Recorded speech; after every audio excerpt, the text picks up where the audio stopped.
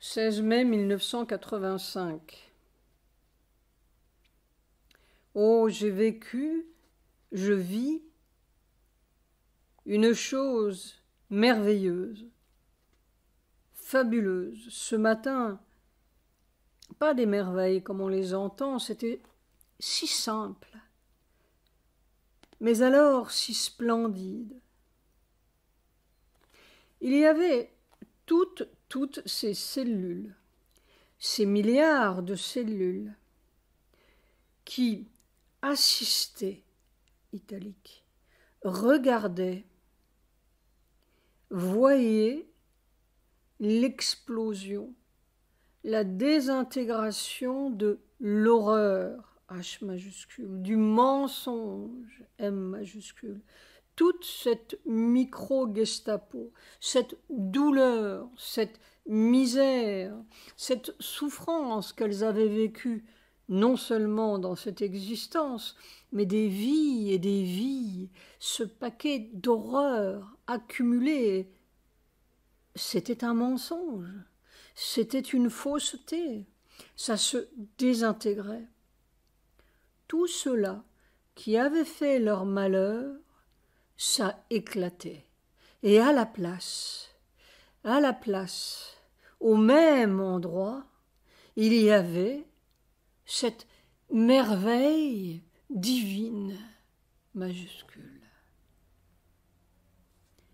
Une magie d'horreur qui se renverse.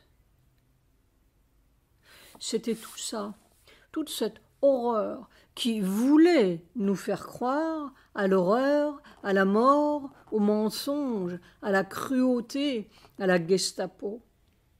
Des centaines et des milliers de Gestapo à travers les vies et les âges, et à la place, en lettres capitales, il y avait ça, en lettres capitales. Cette merveille, M majuscule, son nom, ce soleil de vérité simple, en lettres capitales. Simplement, ça est, en lettres capitales. Et toute cette horreur n'est pas. Et le corps, dans ces milliards de cellules, littéralement, voyait, assister à la désintégration de cette imposture, cette fausseté. C'était vu, vécu en détail, innombrablement, et avec une sorte d'extase. Il n'y avait plus. Il n'y avait plus cette horreur, cette douleur, ce grouillement épouvantable. Ça n'était plus.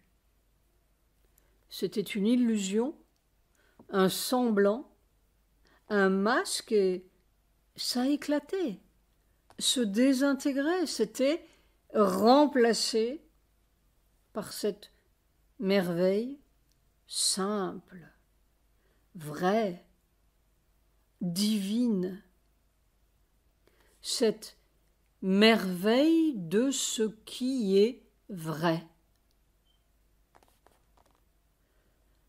Ce matin, je suis sorti des camps.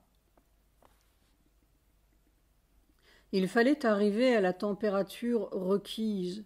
Alors, cela devient si insupportable pour l'horreur qu'elle éclate.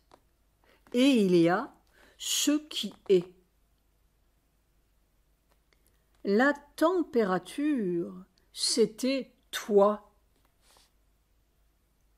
Alors c'est une espèce d'extase ou d'ahurissement plutôt, dans tout le corps, dans ces myriades de cellules, de voir toute cette horreur, ces cancers, ces Gestapo, ces virus, ces terreurs moyenâgeuses éclater vraiment comme des bulles. Et il y a ce qui est. C'est d'une simplicité prodigieuse. Et alors ce n'était pas un corps, c'était la sensation de toute la terre qui arrivait à sa délivrance. La transformation, ce n'est pas ce que l'on croit, c'est une conséquence de ça. C'est la transformation de l'horreur en ça qui est, lettre capitale. C'est la magie qui se renverse. Oui, c'est le cercueil qui brûle. Article de journal. Là où les dieux n'ont pas de place. Madras, 14 mai. L'affichage de portraits et d'images de dieux, de déesses et de symboles religieux dans les laboratoires de recherche va-t-il à l'encontre de la laïcité? Oui, selon un important laboratoire national à Madras. L'Institut central de recherche sur le cuir, à Adyar, a désapprouvé de tels affichages dans les bureaux et lieux de travail et a demandé à ses employés de cesser cette pratique. Ils ne veulent pas de leur propre force. Mais c'est la fin de l'Inde de Nehru. Soir. Sri Aurobindo est maire. C'est la plus grande histoire de tous les temps. Et qui s'en est aperçu? Sans rien savoir, ma douce fait un dessin d'un être qui est dans le grand œil rouge. 17 mai 1985.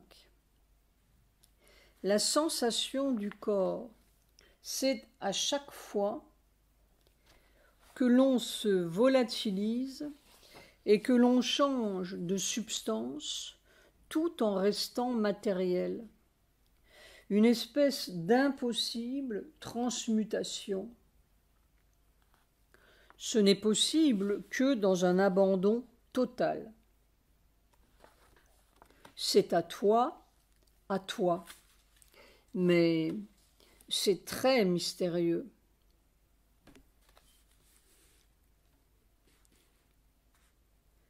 Je ne sais pas ce qui va arriver. Soir. Mais ma névralgie ne se volatilise pas, elle. C'est tout à fait incompréhensible. Est-ce que c'est un être nouveau qui se forme à partir du feu contenu dans les cellules? Vraiment, on ne sait rien. Ce minuscule bébé qui débarque, avec la puissance créatrice de ses mains, Rodin sculpte le penseur. Avec sa puissance vitale, Beethoven fait le concerto en ré. Avec sa puissance intellectuelle, Virgile compose l'Énéide. Avec sa puissance sexuelle, n'importe qui fait un enfant. Pourquoi cette puissance cellulaire n'aurait-elle pas une action créatrice? Mais il est possible aussi que ce formidable bouillonnement de puissance qui émane des cellules ou traverse les cellules serve simplement, entre guillemets, de relais pour répandre le nouveau, N majuscule, dans l'atmosphère terrestre, ou plutôt dans la matière terrestre, et faire le travail destiné. Ça bouillonne partout. Le corps serait une sorte de poste de diffusion pour Mère et Sri Aurobindo. Je pense à ce que disait Sri Aurobindo en janvier 1939 après son accident. Il faut que le subconscient soit changé pour que le pouvoir de vérité puisse s'incarner dans le corps. Alors il pourra se répandre vague après vague dans l'humanité. Evening Talk pour Annie, 7 janvier 39, page 600. Une puissance qui ne fait rien est un non-sens. Si quelqu'un a le courage d'entrer dans cette bouilloire, il s'apercevra que ce n'est pas statique. 18 mai 1985. Je suis en train d'apprendre un secret pratique physique. C'est tellement simple que cela a l'air idiot. Et cela ne sert à rien de dire parce que c'est sous la pression des circonstances que le corps découvre. Il faut que ce soit lui qui découvre. Après-midi, pendant 2 heures, c'est inexprimable. Comment est-ce vivable, je ne sais pas. C'est très sacré. Dans les eucalyptus, marqués de peinture rouge pour l'abattage. C'est comme de subir une métamorphose tout éveillée, et pourtant on reste. C'est tellement autre chose que c'est comme de traverser physiquement la mort tout en vivant, et de la traverser pendant 120 minutes sans désemparer. On ne comprend pas. Il y a mer. C'est pour toi, pour ta joie, que cette terre a été faite, pas pour tous ces gnomes usurpateurs et égoïstes. Ô mère, tu marcheras encore parmi nous, sur une terre de beauté. Demain, il y aura 12 ans de la dernière entrevue de mère. 20 mai 1985. Mère arrive. Soir. Article. Hindou, 20 mai, Colombo. Dans un récent sursaut de violence ethnique dans l'île, des attaquants non identifiés ont tué aujourd'hui 40 civils tamouls et brûlé des maisons de cette communauté dans les villes avoisinant le lieu d'un massacre antérieur, a dit la police. Les assaillants ont également tué samedi 16 Tamouls dans le port de Trincomalee, sur la côte Est, en dépit d'un couvre-feu non officiel dans certains quartiers de la ville, a dit la police. Selon la police, 40 Tamouls, hommes et femmes, ont été tués samedi matin par des assaillants non identifiés à Amparai, 240 km à l'est de Colombo. Les corps des victimes ont été enterrés par des commandos du Corps spécial expéditionnaire, STF, en charge de la sécurité dans la province orientale. Forcés de creuser leurs tombes. Mais selon une plainte portée par le comité de citoyens de Kalmunai, les 40 jeunes Tamouls arrêtés par les STF dans le secteur de Kalmunai dans la province orientale auraient été contraints de creuser leurs tombes avant d'être abattus et enterrés vendredi. Le président de ce comité, MPV Nalanayagam, a dit par téléphone à Yuni qu'il a soumis à la police une liste des 23 noms de jeunes de la région qui sont portés disparus depuis leur arrestation par les STF vendredi. Les jeunes, ainsi que 10 ou 15 autres personnes, ont été aperçus par des habitants de la région alors qu'ils étaient emmenés vers le sud dans un convoi de camions des STF. Les camions ont été vus revenant à leur camp de Kalawanchikudi, au nord de Kalmunai, plus tard, mais sans leurs occupants. Selon M.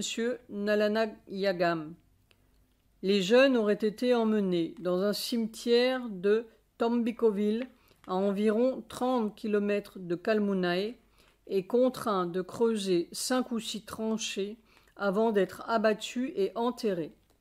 Il a dit avoir reçu des rapports selon lesquels des militants tamouls ont exhumé les corps et les ont photographiés. Vision de Sujata. Cet après-midi, Sujata a vu mère comme dans une entrevue avec moi. Mais pas à l'ashram, cela donnait juste sur un jardin. Et elle me taquinait, riait. Tes livres se vendent mieux que les miens. Et je lui répondais très fâchée. Toute la journée, une puissance formidable qui veut se matérialiser. Tout à fait la sensation, mère arrive. La marée monte. Je sens l'urgence. 21 mai 1985, c'est une métamorphose de feu. Le corps entre dans un autre soleil. C'est lent, c'est difficile. L'alignement absolument exact. Soir. Chaque fois, on croit que l'on arrive au bout. Et ça continue, et ça continue. Je présume que si ça allait plus vite, le corps exploserait. Mère disait bien, c'est dosé. Maintenant je comprends.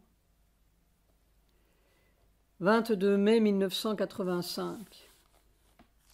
La préoccupation dominante du corps, de tous les corps, c'est d'être. Ce qui se traduit par ne pas se désintégrer. Ce matin, le corps a fait une découverte vécue. Si toi, tu es, où est la disparition? Toi, tu es. C'est presque l'alignement exact. Qu'est-ce qui se désintègre? Seulement ce qui n'est pas. Alors c'est réglé. Vraiment, chaque fois je découvre cela, c'est seulement la mort qui peut mourir. Et alors, chaque fois, ce « toi, tu es » est une sorte d'émerveillement innombrablement vécu. Toi, tu es. C'est comme si le corps découvrait sa propre réalité et sa base, B majuscule, immortelle. Mais une réalité où il n'y a plus besoin d'être moi, entre guillemets, puisque toi, tu es. Et c'est le salut de la terre. Soir. Quelle que soit la foi du corps ou sa connaissance, son don, son abandon, son amour pour Mère et Sri Aurobindo, il ne peut pas s'empêcher de sentir qu'il est en train de basculer dans un état inconnu. Et c'est cet inconnu qui fait toute la difficulté. La mort est un état connu, mais ça, c'est un état tout à fait inconnu. Cet après-midi, ce qui lui donnait du courage, si je puis dire, c'est qu'il sentait « J'aide Mère à sortir de la tombe. Elle peut se servir de mon corps pour passer à travers. Je la tire. » Tout cela, sans mots, mais vécu dans une grande difficulté. Vision de Sujata. Or, cet après-midi, dans le sommeil, Sujata a vu Mère assise dans une toute petite chaise sur le tapis de sa chambre, près du lit de Sujata, toute courbée en deux et pleine de douleur, et Mère lui disait, avec une détresse, presque des larmes, « Voilà 10 ans que j'essaie de redresser mon dos. » C'est tellement émouvant. Oh, si l'on pouvait la tirer tirer de là. Ça donne du courage à l'ouvrage. Voilà 10 ans que j'essaie de redresser mon dos. Avec cela, le corps se sent plus de courage. La détresse de mère. Détresse en lettres capitales. Alors, que ne ferait-on pas?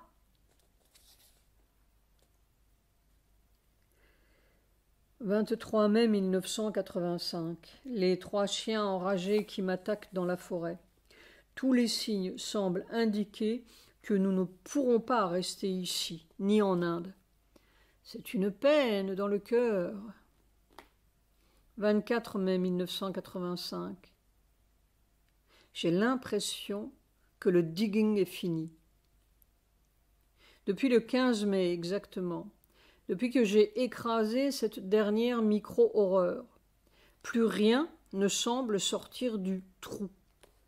Plus de Gestapo, plus de grouillements, plus de murmures, plus de poison, ni de griffes, ni d'horreur, ni de vie passée. Seulement du feu. Un formidable, innombrable volcan cellulaire. Le corps s'attend toujours à une sorte d'épreuve cataclysmique. Mais il y a peut-être une clé, un ressort de joie, J majuscule, inattendu. Quelquefois j'ai une lueur de ce que cela veut dire, une joie émerveillée. C'est toi.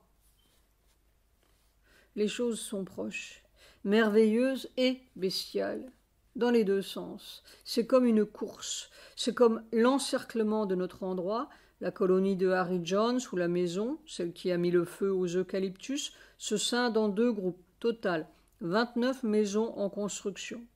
Quand nous sommes arrivés, il y avait 5 huttes. Et chaque maison, avec ses chiens plus ou moins enragés, qui font des petits, comme les hommes, ses chèvres, transistors et le reste, sans oublier le dépeçage de la forêt. Tout cela est très inexorable, si le divin ne s'en mêle pas. On a le symbole sous les yeux. Soir, on se sent au bord de quelque chose. 25 mai 1985. Vision de Michel. Un vaste bâtiment avec des pièces à perte de vue, séparées les unes des autres seulement par des piliers. C'était comme l'endroit à Auroville où Satprem nous avait parlé de l'agenda, dans toutes les pièces tour à tour. Nous allions de pièce en pièce et nous nous apercevions que l'endroit était comme à l'abandon. Nous trouvions même une sorte de panneau qui était resté accroché et qui aurait dû être retiré parce qu'il était précieux. J'essayai de le décrocher avec une échelle, mais l'échelle est tombée en m'entraînant et a failli me tomber sur la tête. Puis nous nous apercevions, en devant nous cacher, qu'il y avait des gens qui passaient en se moquant de Satprem et de l'agenda, notamment un jeune homme en soutane.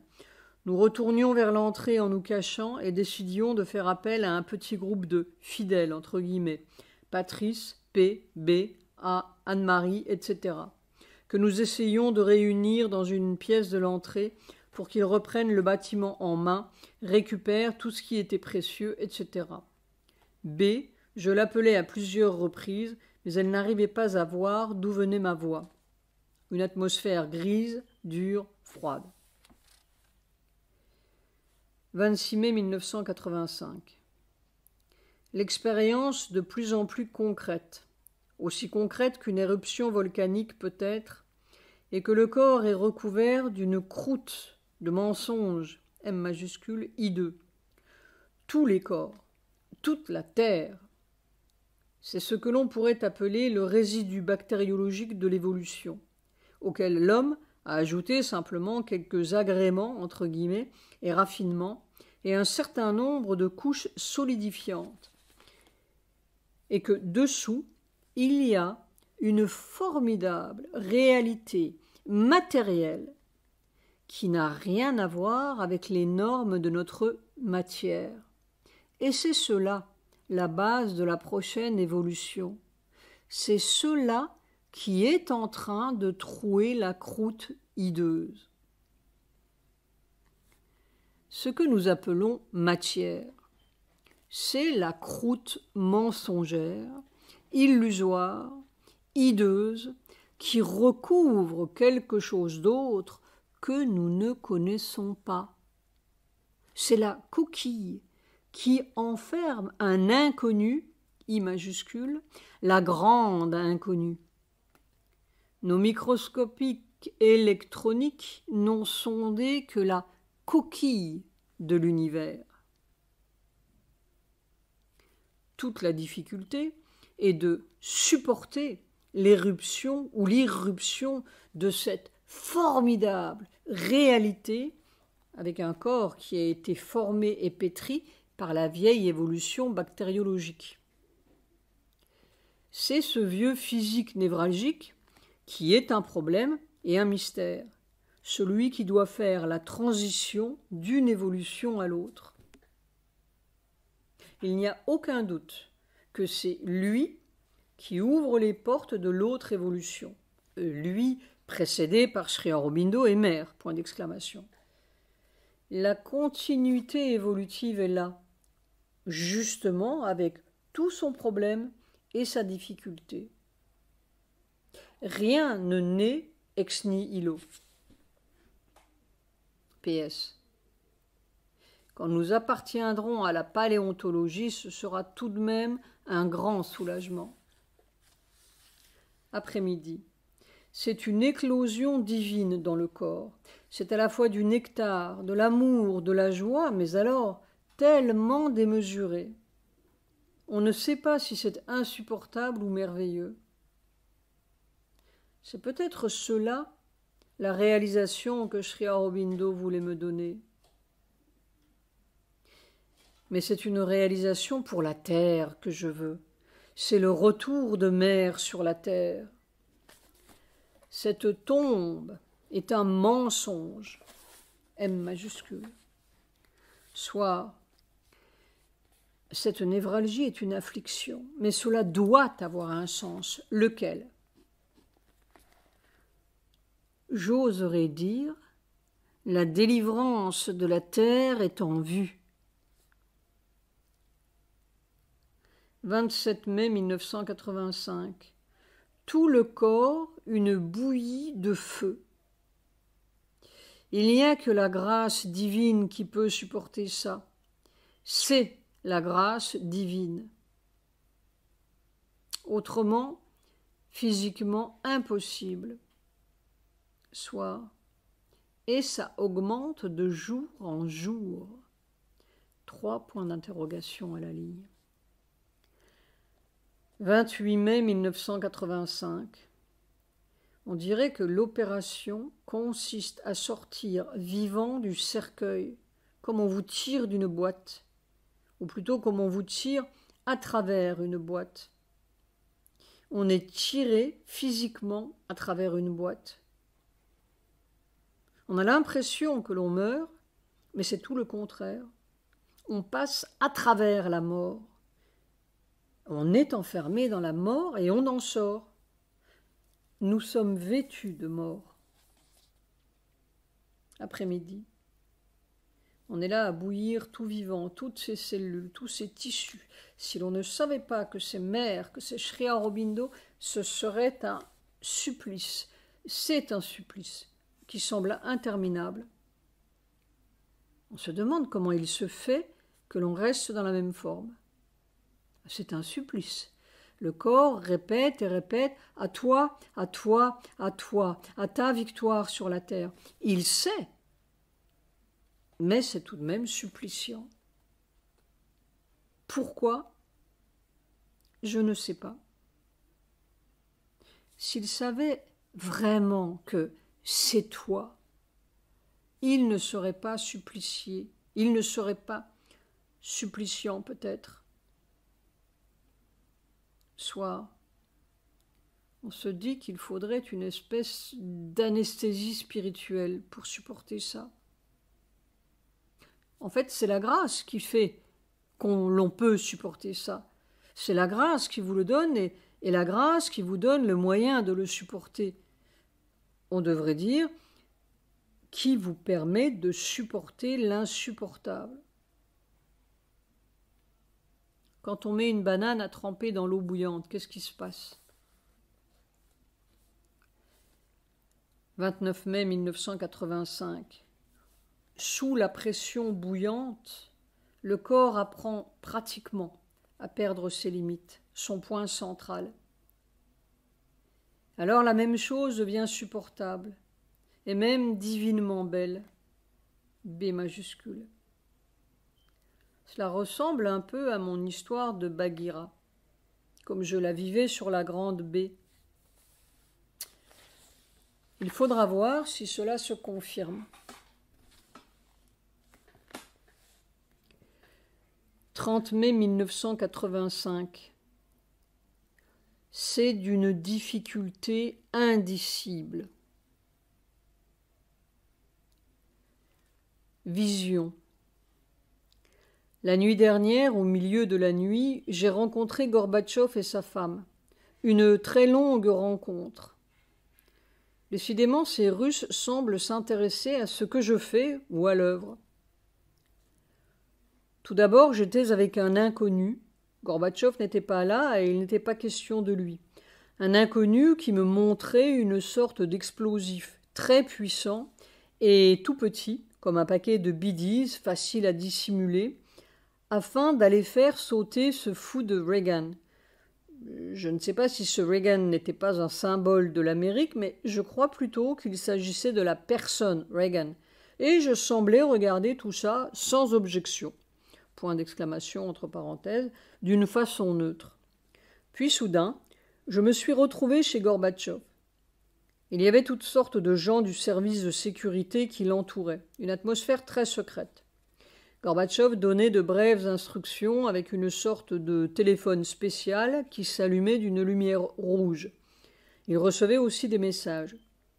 Puis Gorbatchev s'est mis à me montrer toutes sortes de choses secrètes, notamment une sorte de ligne de défense, comme des arbres très noirs le long d'une allée frontière, avec des trous de couleurs plus claires dans la ligne de défense.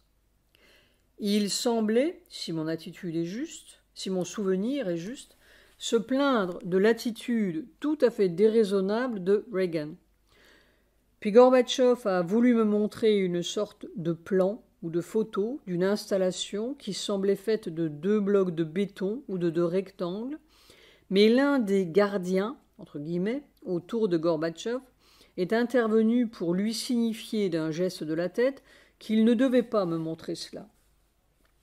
Ce même gardien a voulu me fouiller et s'emparer du petit sachet que je porte autour du cou, où il y a la photo de mère. J'ai refusé. Il a insisté. Finalement, j'ai ouvert moi-même le sachet sans le lui laisser toucher, et à ma surprise, au lieu de la petite photo de mère, il y avait une sorte de photo en papier noirci et d'autres papiers bizarres. Je crois que c'est mère qui se masquait. Point d'exclamation.